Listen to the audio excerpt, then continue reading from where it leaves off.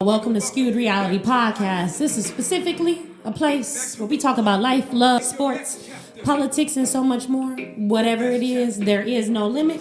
My name is Bree, A.K.A. the Ego Bruiser, and this is a place where perspective meets reality. All right, we hopping live right back into it. I'm here, Bree, A.K.A. the Ego Bruiser, and I'm here with David Sinclair, and we're running our podcast, The Wisest. Is it God-given? Is it experiential?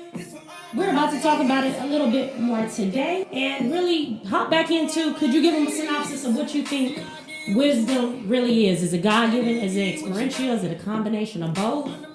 What do you think about when you talk about gaining wisdom? Wisdom is, to gain wisdom is really putting experience with intentionality. Sure. And then applying it. Absolutely. You know, and that's just kind of the way I look at, just being wise on any situation. People gain wisdom. The Bible says, period, that those who desire knowledge, all you got to do is ask, and God will give it to you. True. And so, along with wisdom comes discernment. Knowing the difference. A lot of people don't have that. It's like common sense. You think it's a normal thing for people to have, but when you look at the choices that they make and the positionalities that they put them in, a lot of people don't have discernment as well as common sense. Well, we are a sum of all our choices, though. A sum of all our decisions. And so, by knowing that, you gain discernment through the many choices that you have made prior to.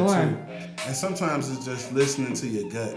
Okay. And then as human beings, we all have that intuitive spirit about us, the intuitive piece, which what makes us human, which makes us connect. Right. So with that, if you listen to it then and apply it, then you'll see the benefits of why it's there though. Right. So could you go back to the intentionality piece just one more time? What does it mean to truly be intentional when you are conducting an act of service? To be intentional, it's operating with purpose. Sure. There should always be a method to the madness. Okay. So whatever it is that you're doing, you should always have an end goal. And so intentionality is just applying, just application of how to get to your end goal. Right. And taking strategic steps into achieving a certain purpose. So you're just operating in purpose. Absolutely. And I think, that's one of the things that I'm working on in 2020 in particular. Like when we talk about being wise, that's the topic of this podcast right now, being intentional. So if you say you want to lose 50 pounds in 6 months, what should you be breaking it down by in that 6 months? Do the math, make sure you're meeting those goals and following through on, the choices that you're making. So if you're going to eat the cake, do you think you're really going to lose the 60 pounds in 60 months or 50 pounds in 6 months? Well, see, wisdom in that, even just wisdom in that, and trying to meet your purpose, you really have to study and like taking a season of preparedness. You're preparing yourself to go into the fight. Facts. If you're not prepared to go into the fight, that's how you get blindsided. Yep. And so, you do your due diligence to research, look at what you're getting into, and then plan your steps. Right. The Bible says God orders our steps. See, so he's intentional in where he places you. Right. So that's intentionality, and that's through his wisdom. Sure. So and we all possess that same attribute. And see, this is what I love about, I don't think David Sinclair got to introduce himself on live per se, but this is what I love about him because I met him in a place, like I said already, founded on the principles of God. We were educators together at some point, and every time I talked to him, I got a piece of fruit. Like, there was no dull moment of knowledge in particular. And so just to bring that back around, you always dig into core principles. Right? Like you have values that you stick to. The Bible says. The Bible told me. Right? And I love that. It's being consistent and intentional in your values, beliefs, and your footsteps that you move in. So I appreciate you for that. So let's talk about you really quickly because we hopped on live. Okay. We really didn't get to talk about who he is as a person. I'm a Milwaukee native. Correct me if I'm wrong. Yes. I always say that because I could be wrong. Who is David Sinclair? Right, I am officially Reverend Sinclair. Okay. Shout out to you. I just recently got ordained earlier this year. I've been in the preacher ministry for about 5 years. Okay. But I've been doing ministry my whole life. Come from a family of preachers and different people. My family was original native Milwaukee family. Yeah. We were involved in community, a lot of the civil rights movement and things like that. So I come from a pretty diverse background of just personal family. I'm the oldest of 14 brothers and sisters. Ooh, big family. And I resonate with that because I have 5 other brothers and sisters. The oldest child. Are you the oldest? Where do you fall in that lineage? I am number one. Number one. If you call my mama, it's a lot. Yeah, if you call my mama now, she says she don't call me by her name. She calls us by her number. Number one. Bring your ass here. Growing up. I'm The number one 2 son. eat. The number 2 eat today. Hey, I've seen that in somebody's phone, like the nail tech at the nail shop actually. She does a great job. I'm not getting paid for that promotion, so that's all I'm saying. But but in the same sense, she got in her phone, literally automated. Their names is daughter 1, daughter 2. I'm like, she a whole fool. Yeah, whole fool. Yeah. So we, and it's a lot of us though. I'm what you call I ain't gonna say the cussing preacher though, but it will happen. Yeah. And then just, I think as far as me, just my history. I'm an educator. I've worked in human services for the last, 15, 20 years, helping juvenile young men and boys, and then also working with adults with mental health and behavior issues. Digging into the community. Yeah, Deep, though. Definitely. And then I'm always at some community function doing something. But prior to that, I was a DJ for like 12 years. Okay. Down south. What was your DJ name, though? I don't think I ever got that revealed to me or the audience. My DJ name was DJ Dangerous Dave. And look that up, Milwaukee native. Yeah. DJ Dangerous Dave. We gonna see what pop up. Yeah, look up. I think, but that's a whole story. That part is like the transition into how I became Reverend Dave. Yeah. Into how all of that happened. Sure.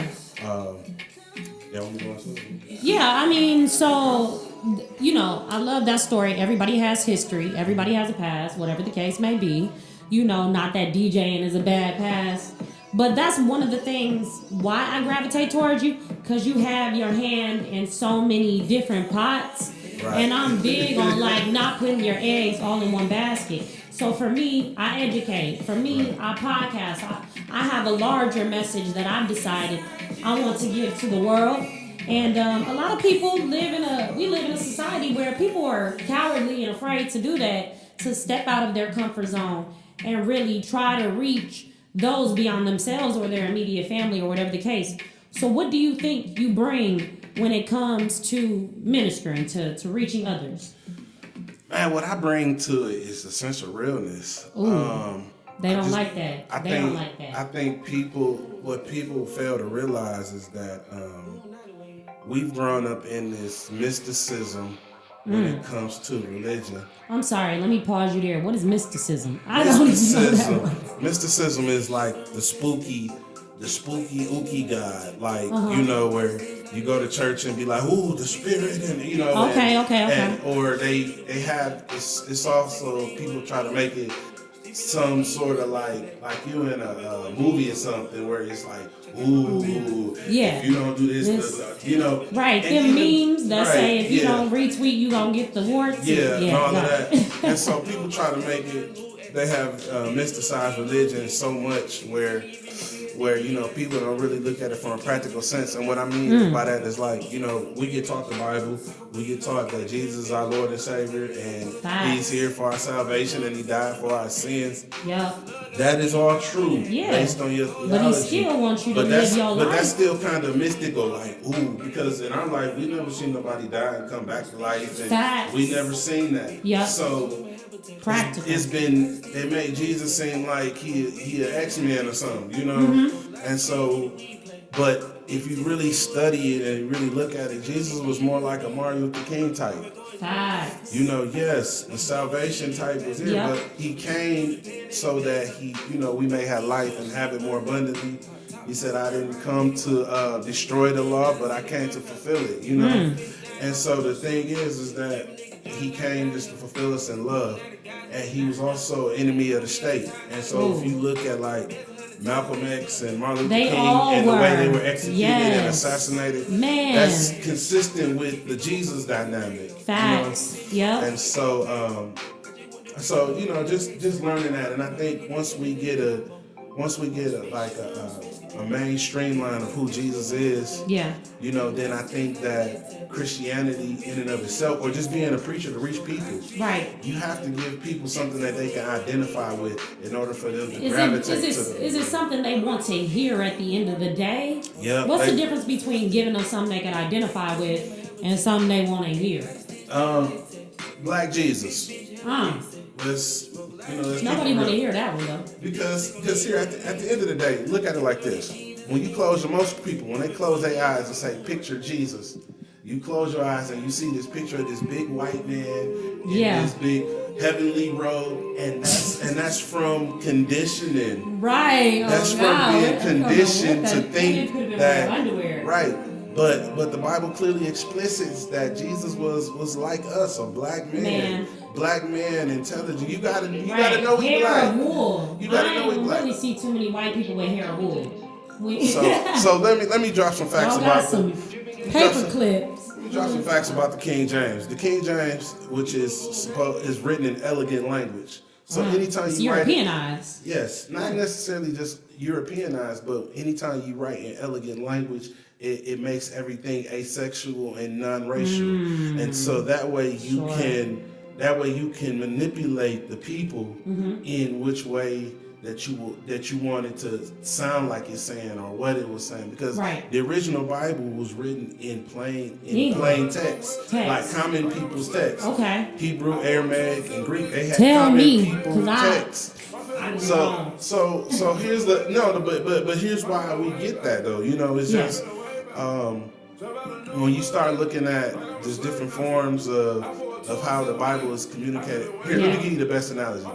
You know, when we write law... Hold on, pause. Couldn't we think of the Bible being written in different versions as just another occurrence of Babylon? When everybody broke out and God assigned them their language. Well, nah. No. He said, nah.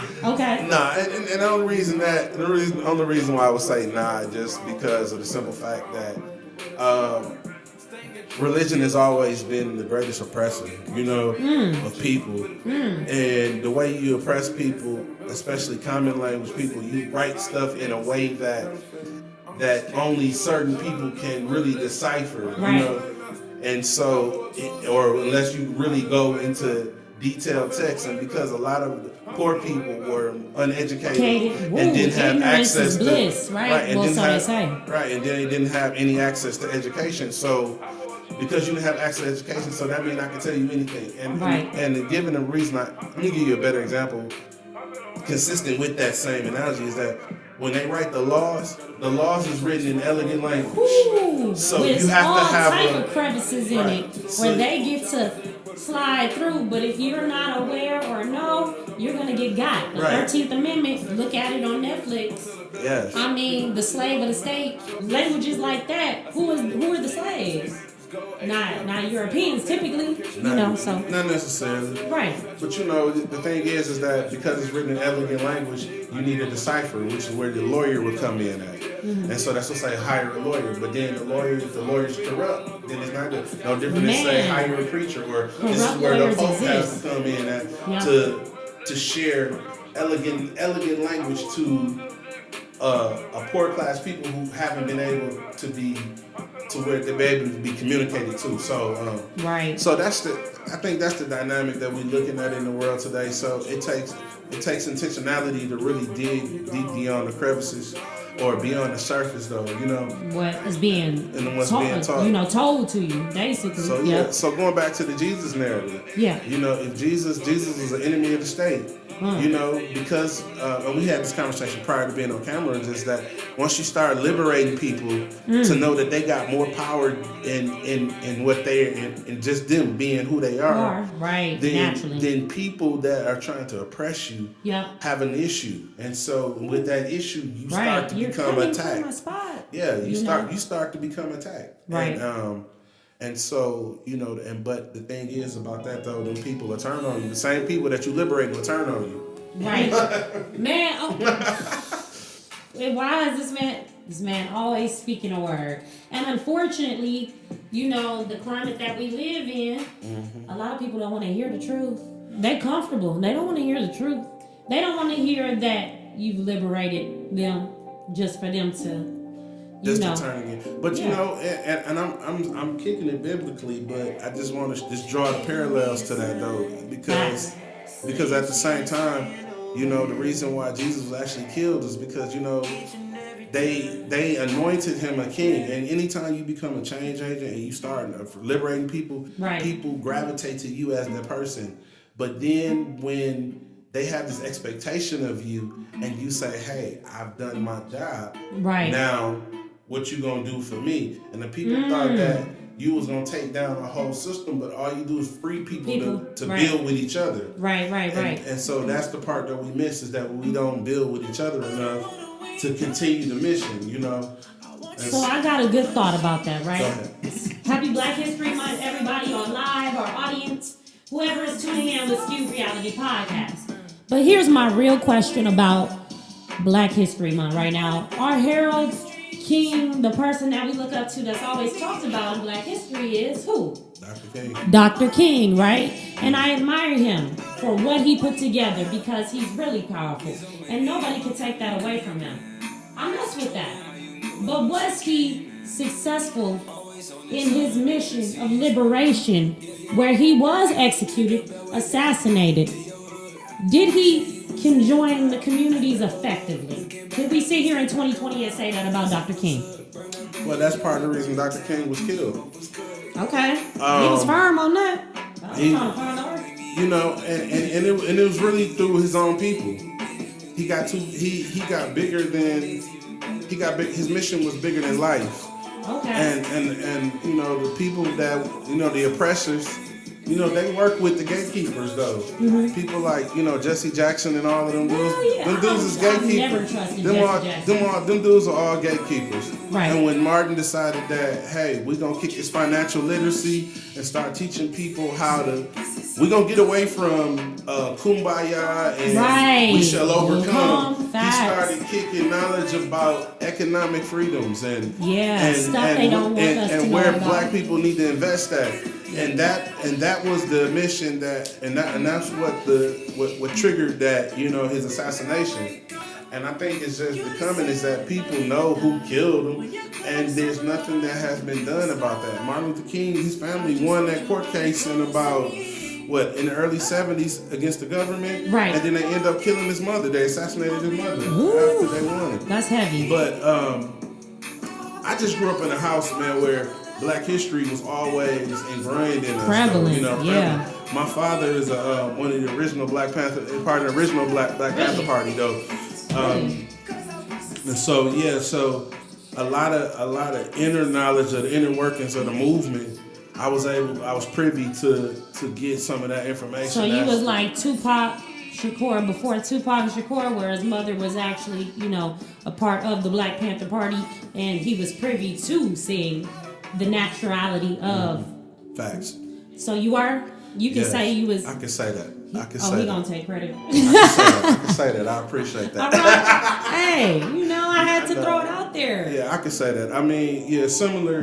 That's why I identify with Pac a lot. But similar, similar experiences But the difference is that a lot of what I was taught was how to engage the community from a grassroots standpoint. Sure. You know, and it's literacy. Really, it comes down to literacy. Right. And once people start building literacy, then we understand the power in which we possess right away. Right. But that comes with people that have the vision or the message to portray, be intentional in how we portray the message, you know. Right. And that's the message of salvation. So when I think of literacy, I think of reading, understanding. Are we on the same page? Yes, literacy. Okay, so understanding. One of the things that they've said always is if you want to hide something from a nigga, put it where? In a book. In a book. And so just to connect that ideal to what you were saying about literacy in the community, I agree. I couldn't have farther stray from that point. And understanding, they always said as well, the devil's in the details. And so you're not, even if you do have the basic foundations of literacy, you know, understanding what the heck is being communicated to you and applying it to yourself and where you're trying to go. So, really to go deeper into this conversation, we've talked about God. We've talked about, taking our values, biblical principles, really connecting it back to who we are. The podcast is, again, the topic is the whys. Is it experiential? Is it God-given? Is it a combination of both? And I think based off this conversation, we can agree it probably is a combination of both, because you have to hit your head. You have to touch that stove, maybe. I wouldn't touch the stove. But you have to touch that stove to understand it does get hot. You have to bump your head to understand you need to wear a helmet.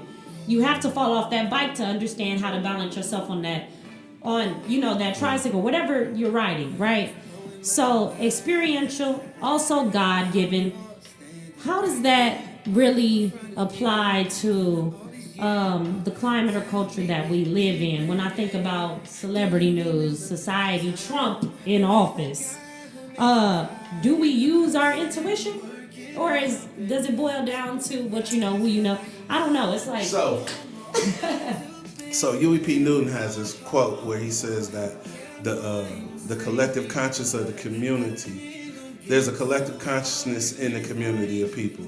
You know, so we all have a collective consciousness, you know, and that's where you draw discernment and wisdom from. So let me get off into it though. Real. Let me get deep into it. Break it off. You got to. And excuse me, I had to really step out the picture real quickly. But break it off. So the collective consciousness. Let's talk about Trump. Let's do that. Let's stick on that topic. You know, I feel very strongly about who he is as a person. Now, you know, that comes from his experience. He's learned to be gritty and gutter, and he just say and do whatever. That's bred. That's not, you're not just born that way. You have to be bred in that manner. Let's talk about racism. Happy Black History Month once again. That's bred into you. So, like, when we talk about the collective, is intuition. It's having that discernment. It has to be bred into you, right? Yeah, and it's all about what you feed your spirit too, though. You know, I mean, because that's what feeds your intuition. Is what you put into your own spirit, though. Right. You know, that definitely feeds your intuition. You know, if you constantly got negative energy, your intuition is only going to pick up negative energy. Facts. You may even be drawn to it. It's so exciting for you. It's kinetic, you know. And so when you going through them moments like that, those are the moments that you kind of sit back and be like, why do I always find myself in this position? Right. You know, people, yeah. You know, just like a woman who think her man cheating all the time. You know. Yeah, because she probably had a whole bunch of cheaters prior. And that's what she fed her spirit. Right, you know? right. Versus feeding her spirit the positivity that gives you balance in your discernment. Because trust. Yeah, discernment comes with balance in your spirit. That's discernment. Yep. Because you can feel the whatever pull, whether it be positive or negative. You know, and that's. But I was just having this conversation not yesterday. It was, a few weeks ago, and this gentleman was literally telling me, I was like, the position that I'm in, and I don't brag. I'm very humble about it. I work hard, right?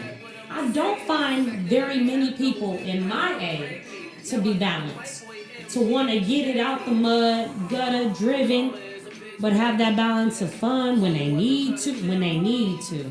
I think fun is not, a need. It's good for your psychological and, your sociability. But if your sociability circle is not helping you grow, I'm good on the fun.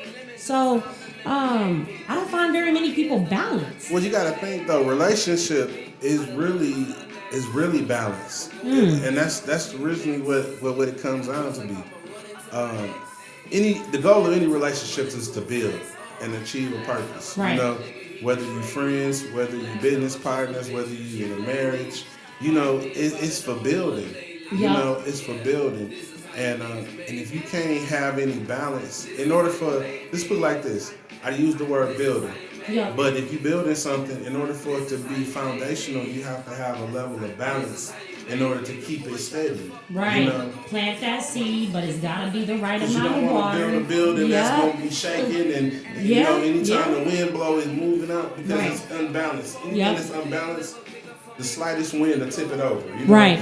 You want to always be in a space of can we build together? Let's build together, and we building at a variable pace. Sure. That allows us to achieve what we're trying to get to. That's why. Absolutely. And that's the intentionality piece. To gain balance in everything. Balance in the game, balance in whatever you do, whether it's making emotional decisions, whether it's your actions or dialogue towards others, finding that balance, knowing when to turn up, knowing when not to turn up, knowing when to be professional, knowing when to be hood, and I think that's one of the things about me that scares people. I'm gonna turn up in a diplomatic way, and you're not gonna like what I say, but I say it in a nice way, without no cuss words indeed. I ain't cuss you out. Blessings. You feel me? That's funny. That's funny you said that though. Because most people that know me for real, they be like, "Hey, when he start using real big words, he's really angry. He's really angry." And my mother used to always say, "Hey, baby, use your words," because I would get mad and I be wanting to cuss, and she'd be like, "Well, you can't cuss them out, so you better use your words." Right. So when I start doing that, then you start overstanding them because your whole the king in me just eventually comes out in language. Right. And then now my language becomes elegant. And so when I'm speaking elegant language, now I'm speaking above you. So therefore I control you and I can oppress the situation. You feel me? That's really what. And then they start feeling threatened in their positionality. Like, I need to go look in a thesaurus or a dictionary somewhere. What this nigga say to me? I wasn't expecting him to read and write. Happy Black History Month, y'all. You're wrong. You're wrong. So, hold up. We have a question on live. From if you're looking for something, you'll find it, good or bad. Is that true? That is fact. Yeah? That is fact. You look for it long enough, you're going to find it. Okay. That's the technicality, though, because at that moment in time, if I'm looking for it and it's bad, you should be proving me right that, you're not indulging in these things. And, I lay off you. Then, I don't know. It's a weird... Put it like this. You could look for something for so long to the point that you become delusional in what you're seeing, though. Become, what you call it, skewed. You have a skewed reality of what it is that you're trying to do, though. Yep. And so, well, you know what? That's funny that you bring that up, because what really inspired the podcast name that I have, by day that I, actually work on my craft and build and work on watering those seeds that I planted.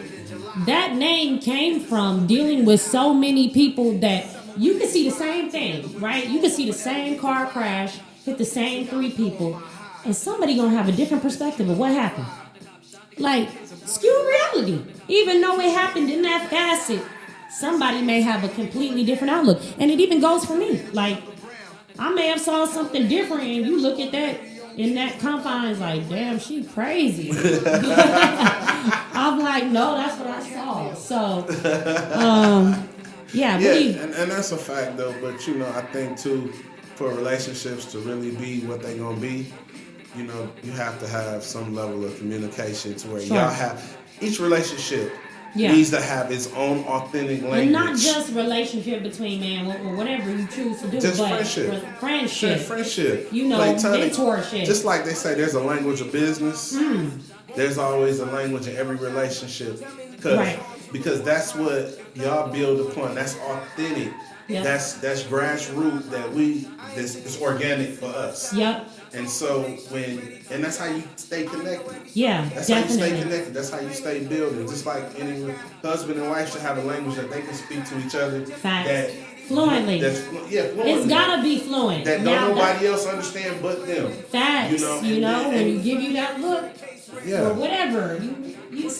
I was talking about fluency earlier, like, you know, going to Mexico, not necessarily being fluent, but conversational. Your relationships must be fluent.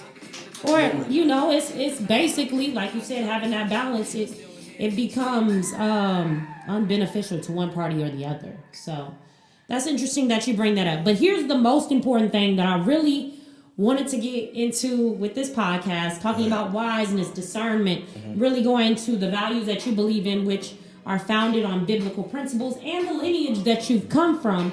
I want to talk about this Juno Ave, right? As a Milwaukee native. Shout it out. Shout it out. Like, I'm not, look, I ain't go to Marquette. You don't ask me. Juno Ave, yeah. Okay, Juno Ave originated from, I grew up in the Highland Park projects. Okay. Of Milwaukee, Wisconsin. Straight to it. Yeah, it's just what it is. And we had what basically is an 8-block radius, an 8x8 block radius. We had the twin towers or whatever. Okay. And then we had the family homes. And in those homes, most of them homes was like 5 bedrooms. Okay. And so 4 or 5 bedroom homes in the projects. And we just became a family. Juno Ave was the swerve. We called it the swerve. Right. And that's where everybody met up. That's where the basketball court was. Okay. That was where y'all used to get the barbecues in. Right. But then before the projects was there, Juno, if you went further down Juno Ave was like where my parents grew up. And most of them, like most people that went to like West Division and in the 60s and the 70s, you know. West Division? Is there still a West Division? There was a West Division high school. Craziness. Right. But this is, for me, Juno Ave just represents all the smooth cats that came from out the hood. Okay. And it just represents just still having gritty around the edges, supporting your families, and then just supporting, you know, and then being woke, intellectual people, but still have the street sense, mentality, and the street sense, educated. and live the life. You know, Facts. I think some of the smoothest cats in Milwaukee came out of Highland Park, though. You know. Okay. So is Juno Ave one of the streets in the Highland Park project? Yes. Okay. Juno Ave. Okay. See, for those that are not from Milwaukee, Wisconsin, I wanted them to know. You know, because it's a different type of gut out here. Good and bad. But it's unlike any other Midwest city that I've ever encountered. So I just wanted you to break that down for the audience real quick. Okay. Yeah. You know, Milwaukee is, if you meet the right Milwaukee, let me say that. There's a lot of sucker stuff here too, though. But that's everywhere, though. That's why I didn't want to put that type of burden on one city because Nah, it's sucker stuff that's exclusive just to Milwaukee. I've been a lot of places, and it's exclusive to here. But but if you meet a real smooth cat, most cats from Milwaukee, man, you know, they're very intellectual. They pay attention to the surroundings, and they're very culturally influenced. We have our own little subcultures that go on in here. On what though? Yeah, very much. Yeah. You ain't heard that phrase. I've never heard it until I got into Milwaukee. On what though? Like meaning? Yeah, on what really? though? That's cool. You All know, right. and you know, and just like the projects I came from, we created a lot of the slang that's used around the city, though. You know, we originated trendsetters. You know, we originated baselining and dipping and you know and all of that stuff. That ain't a good thing. No, but we originated though. That was just our hood language. Though, right, you know? right. We started, you know, never in life. You know, people like, nah, never in life. You know, that was all.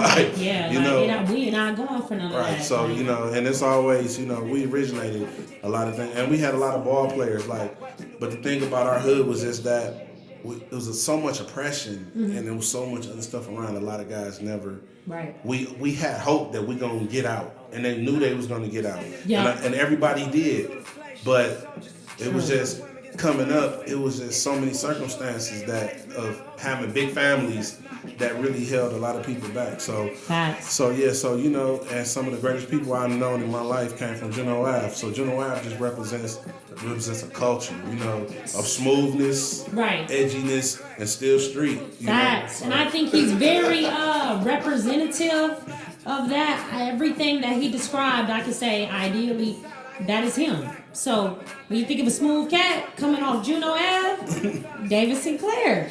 But just to tap into more of what your branding is, right? It brings back childhood memories. It's made you the man who you are today.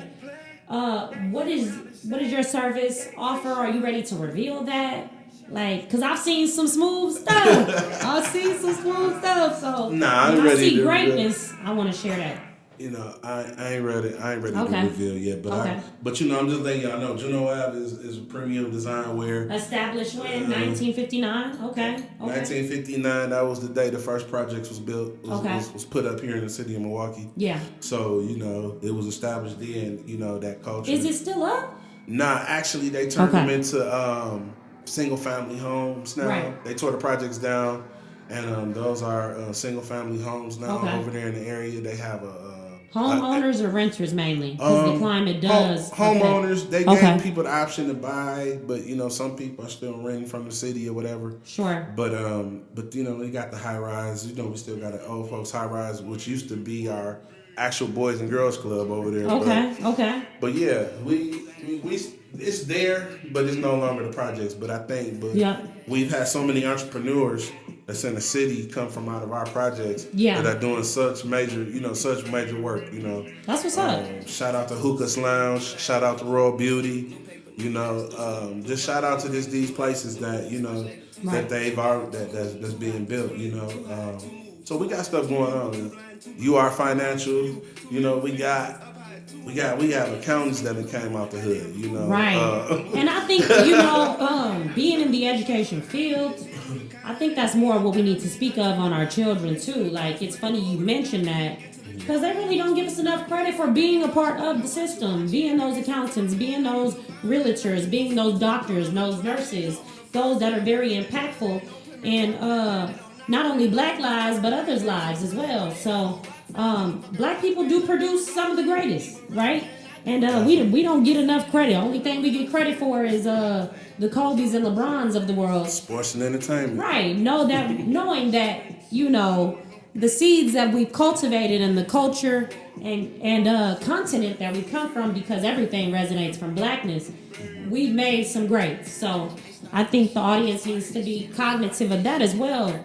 So he's not ready yet to reveal his product. Cool. It exists. Juno Ave. How is that? How do you feel about the racial disparity, though, in Milwaukee? Like, was it worse back then? And, I want to share a funny story really quickly. I live in what would you consider this neighborhood? This is the suburb. Right, not really.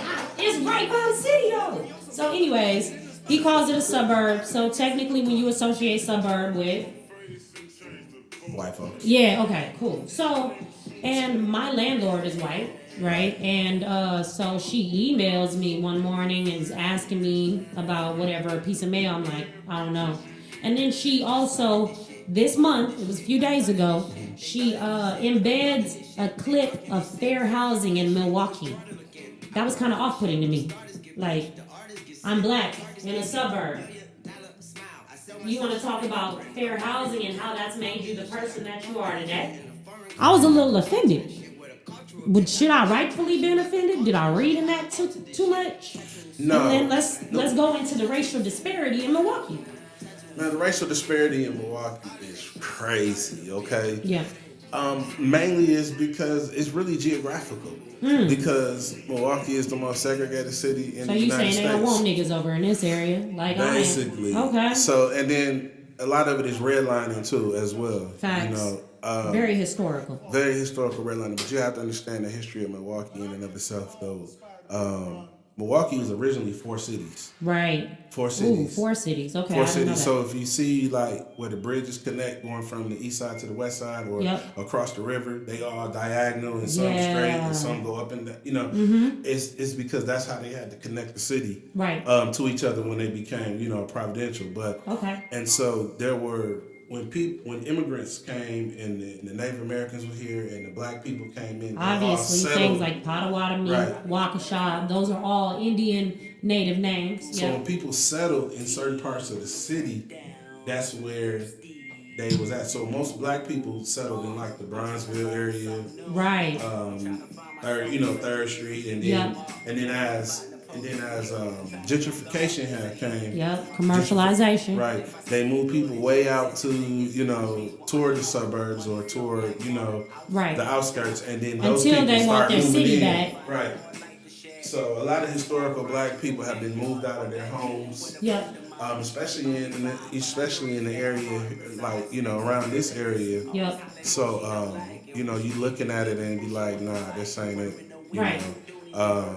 These people's been moved out of their homes, and then they raised the property value. So of course, so it's intangible to people that are trying to start out or even desire to obtain those things, and that's the craziest part about it. But that's where it goes back to that principle of redlining, as you were talking about. It goes deeper than the surface, and I really didn't want to dive into that content per se, but was I tripping when she did that? Nah, you wasn't tripping at all. That was a subliminal shot. Hey, just basically saying that the only reason I'm letting you in here is because I gotta follow the fair housing law. What? I mean, right, I mean, at the end of the day, I'm look, I pay that money is green, right? When it comes to your bank account, right? And so at the end of the day, I'm a young black professional.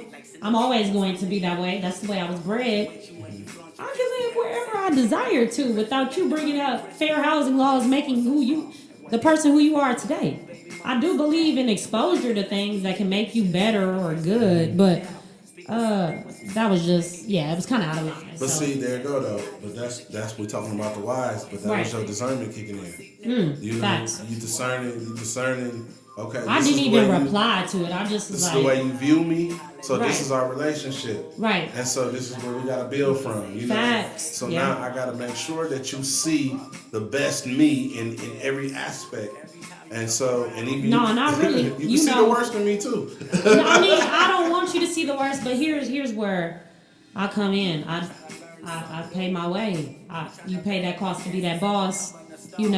Why do I have to listen myself to a now? There's I don't want to condemn the hood per se, because there's people that have owned homes in those neighborhoods for years and have helped cleaned it up and shaped it who it all today. And it's because it's in that geographical area, it's considered hood, right? Well, that's just some nice hood. It's just been redlined though, and then stigmatized. Anytime you see a neighborhood with heavy police presence, it's not necessarily due to the crime that's in the neighborhood. It's due to the fact that the police are property agents. That's what they do. They protect property. And so when you see a neighborhood with a whole lot of police presence, the only thing that they're doing is basically running out. They driving down the property value, and then the city is taking them houses from people, and then what they're doing is making it easier for those to come back in and gentrify the neighborhood. So when they want to clean up a neighborhood, they go.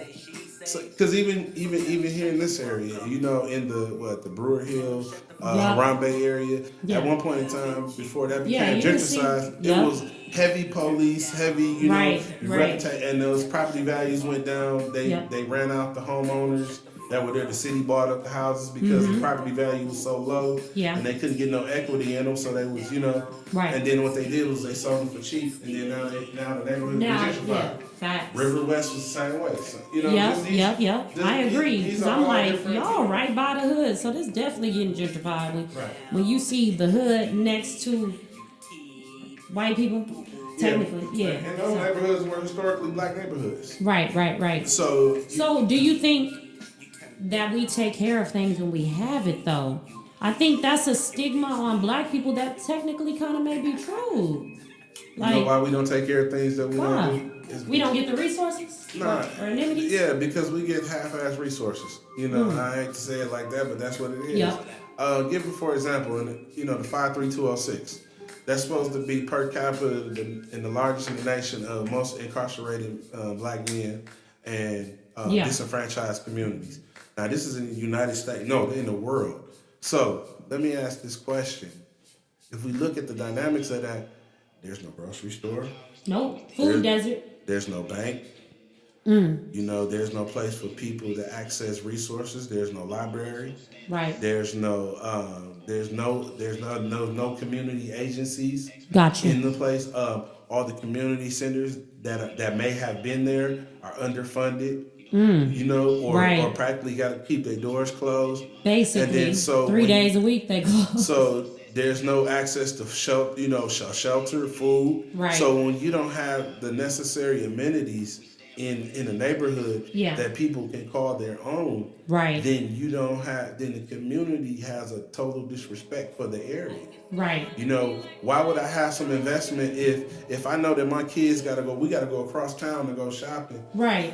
Why would I even invest in Tony's grandpop shop? Right. You know, and so no, that's a messed up mentality. You know, unfortunately it is, because in order to rebuild our structure, we do have to invest in our own. And our money has to stay within our community. So right now the black dollar has no rotation in the community. It only rotates one time out of its community.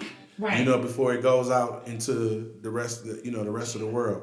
Right. So you think about it. Thinking about it again, you know, I always look at it like that, like, man, just think if we had a block with 5 or 6 of our stores that's needed, or we had, you know, a Walmart in the middle of the hood, you know, or places like that. So now people can shop within those areas, you know, and now they're shopping, they're spending money with each other. Black doctors, black medicals, a medical center, a hospital. You know, all these are places. Oklahoma City bombing. That's what it goes back to for me. Like, they said the dollar turned 19 to 20 times before it left that community. Versus the one or 2 times, if it even stays in our community at all. Oh, you talking about Black Wall Street? Yeah. Black Wall Street. You know, so this gonna freak you out, right? What? You know, I used to live on Black Wall Street. I went to Langston University in Langston, Oklahoma. You're talking about okay. So, he said Oklahoma. I was gonna think there was a Black Wall Street in Milwaukee, but he said Oklahoma. Yeah, there's a Black Wall Street in Oklahoma, but there's a Black Wall Street here in Milwaukee, Brownsville. Okay. And Brownsville and Milwaukee was an all-black community. We had black cleaners. We had, they had black restaurants, black businesses, and in those spaces, our dollar in our own community rotated at least 3 times before it went out anywhere else, because this was solely a black thing. And there were certain parts of Milwaukee that blacks couldn't even go in. Right. They weren't even nowhere to be found in a lot. And because this was such a racist, they had a lot of race, Germans, Polands, and all this, and it was such a racist city. Right. That. And they was the one that came here. Right. Before you. So, look up people like Father Grappi and what they've done, by connecting the city together, the north side with the south side, right? The east and the west. Milwaukee is just one of them cities. It's divided by viaducts. It's really built geographically. Yeah. To be divided. You know what? I think that's a lot of places in the U.S. I can't speak for out of the country, but just in general, a lot of places and spaces in the U.S. It doesn't matter. It could be Atlanta. We talking about historically Confederate cities that were down south. You don't think there's some redlining or there's highways that cut things off or projects? Now, one thing I did want to touch on is project living. Is it okay? Is it appropriate? Do we need to be indulgent? Because you grew up and you're very proud of that, right? And there's nothing wrong with having high esteem about the things that built you. But projects. Okay, so I've got privy to see projects in New York. I got privy to see projects in Chicago. Some of the bigger major cities, and really those places were nothing like the projects in Milwaukee. The thing with the projects in Milwaukee was more so is that we wasn't compounded in full. These were just neighborhoods that people patronized each other, and they helped each other, Right. Because we knew that this is our area.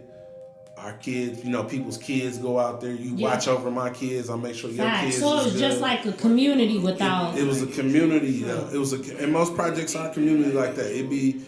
But however, a lot of the means to an end, it would be indulging in some drug issues, or some type of trafficking going on, just the choices and the discernment, because having that wiseness, not what to do and what. And oftentimes we get caught up in a loop, and we have to take some responsibility, accountability for some of the situations that we gotten into. Because just like you said, originally it was a community, but then when we don't choose to have wise moments, it turns into a zoo. Yeah, it can be a zoo. It's more. It's some neighborhoods that they call themselves the zoo, and it's definitely that. He said they call themselves the zoo. I feel that. It's definitely that. Right. So, just to close the episode, we've done, about an hour. This is one of the longest podcasts that I've ever done. I was really excited to have him on, and I'd be excited to have him on future episodes. A wise man, when I texted him, I said, the wise, the preacher man, the God fulfilled. The prophecy, the prophesizer, whatever. He's just fantastic to have when you want that seed of knowledge to plant for yourself. And then you have to figure out how you're going to have that balance to grow that plant, right? So, is there anything else you wanted to share with the audience regarding Juno Ave, or just you in general as we close out this podcast of being the wise? Of being a wise. Yeah. Just know, Juno Ave is coming this summer. Okay. It's coming this summer. Yeah. We got a shoe line. I got some shoes coming out right now. We just working through our prototypes. Yep. So if you catch me online, catch my page, Dave Sinclair. You can follow me on Facebook. Yep. Or you can follow me on Instagram at Smooth Dave. Okay. You gonna actually have to follow me back because you was real bougie. Oh, was I? Yeah. Okay, I got you. That's wrong. He was just. Oh, what? Yeah.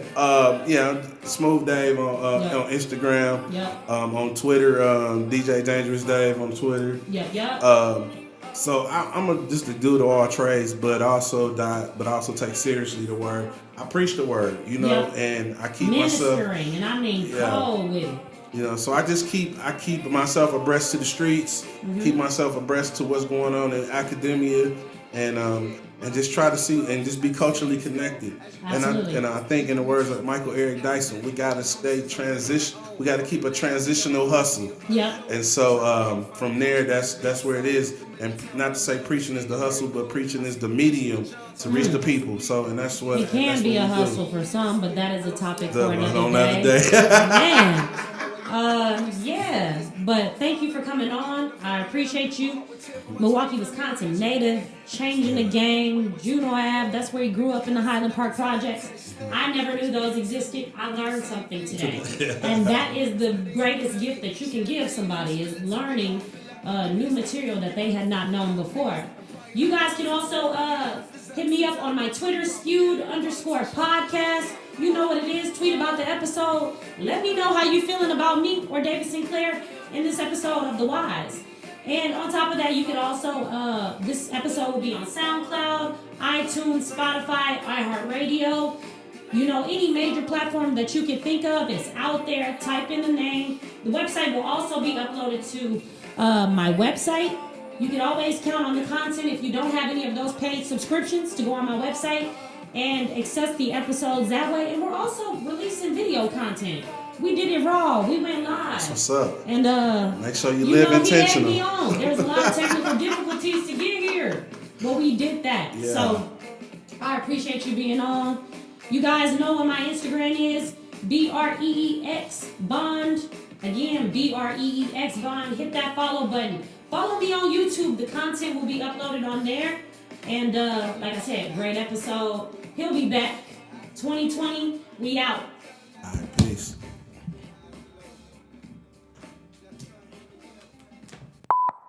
In your own world preaching. what you, 26, 27? Yeah, 26. 26. Yeah.